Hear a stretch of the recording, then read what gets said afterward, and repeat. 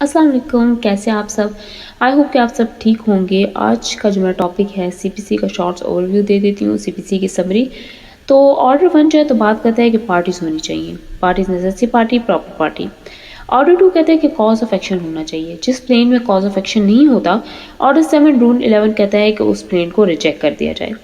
Order 3 कहता है कि institution of suit through pleader होना चाहिए, यानी एक लॉयर आपने ले लिया इसके जो आपके केस को डील करेगा। ऑर्डर 4 कहता है कि institution of suit through plaint के जरिए से केस जो है तो केस का सिविल जो ट्रायल है उसका स्टार्ट हो जाएगा। तो अब यहाँ पर प्लेन लिखना सबसे पहले बहुत ज़्यादा ज़रूरी है। प्लेन के साथ मिसक्लेनियस एप्लीकेशंस भी लिखी जा सकती हैं।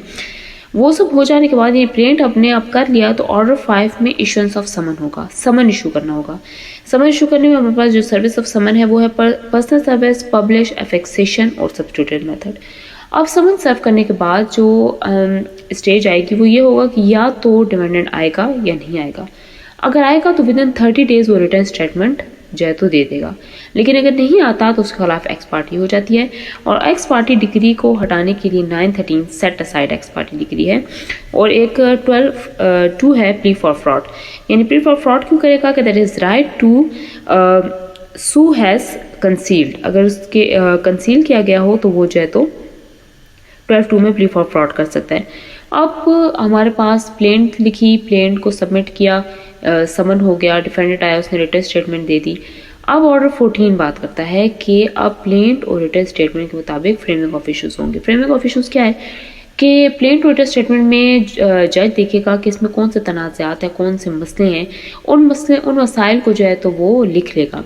तो वो जो लिख रहा है वो है फ्रेमिंग ऑफ इश्यूज कहलाता है। ठीक है, अब इसमें अब यहाँ देखा जाएगा ऑर्डर 15 में कि अब यहाँ पर अगर ज़्यादा एक्सप्लेनेशन की ज़रूरत नहीं है तो सब ट्रायल हो जाएगा ऑर्डर 15 के मुताबिक। लेकिन अगर एक्सप्लेनेशन की ज़रूरत है तो ऑर्डर 16 में कॉल ऑफ विटनेसेस हो जाएगा।